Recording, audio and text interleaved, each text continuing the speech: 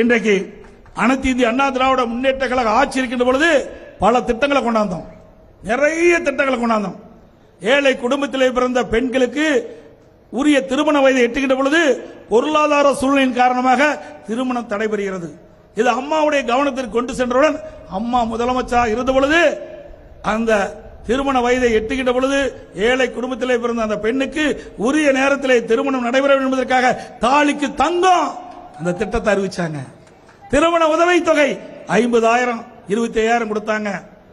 அதையும் இந்த விடியா திமுக அரசு நிறுத்திட்டது.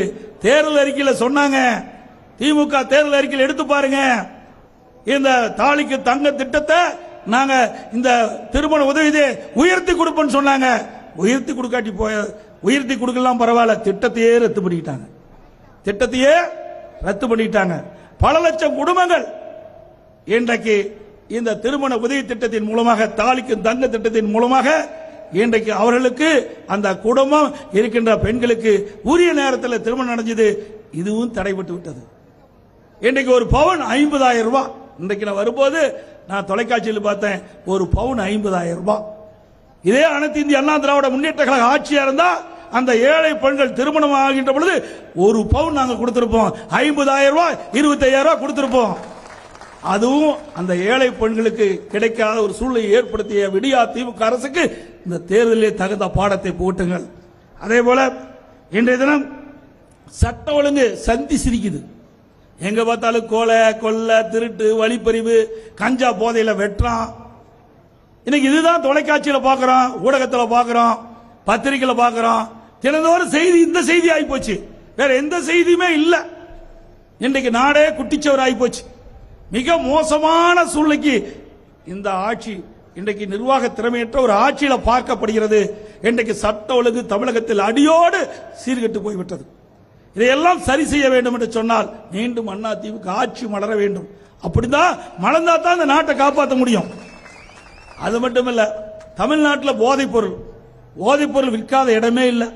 எது கிடைக்குதோ இல்லையோ, எந்த சந்தில் பார்த்தாலும் கஞ்சா விற்பனை அமோகமாக நடக்குது. கஞ்சா விற்காத இடமே இல்லை. இன்றைக்கு தமிழ்நாடு போதைப் பொருள் நிறைந்த மாநிலமாக காட்சியளிக்குது. கேவலமா இருக்குது. நம் கண் முன்னே நாம் பெற்றெடுத்த பிள்ளைகள் போதைக்கு அடிமையாகி சீரழியக்கூடிய காட்சி தமிழகத்திலே பார்க்கப்படுகிறது. இன்றைக்கு மாணவர்களும் கல்லூரி சேர்ந்த இளைஞர்களும் பொதுமக்களும் போதைக்கு அடிமையாகி, கஞ்சாக்கு அடிமையாகி இன்றைக்கு அவர்கள் உயிரை விடுகின்ற அளவிற்கு மோசமான நிலை தமிழகத்துக்கு போய்விட்டது என்பதை இந்த நேரத்தில் சுட்டிக்காட்ட விழுகின்றேன்.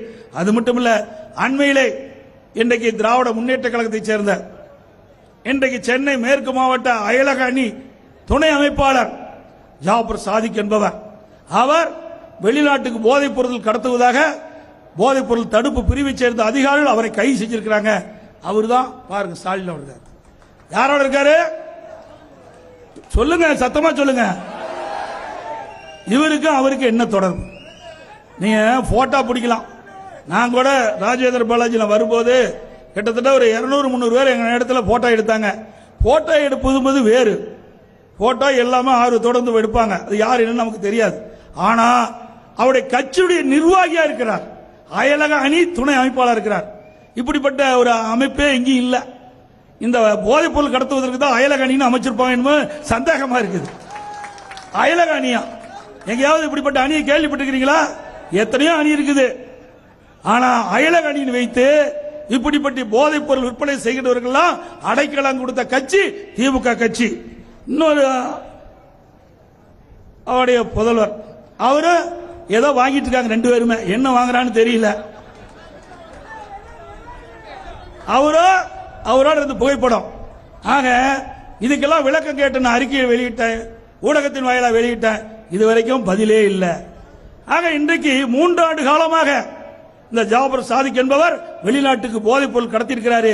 இப்போ பிடிச்சது மட்டும் 2,000 கோடிங்க.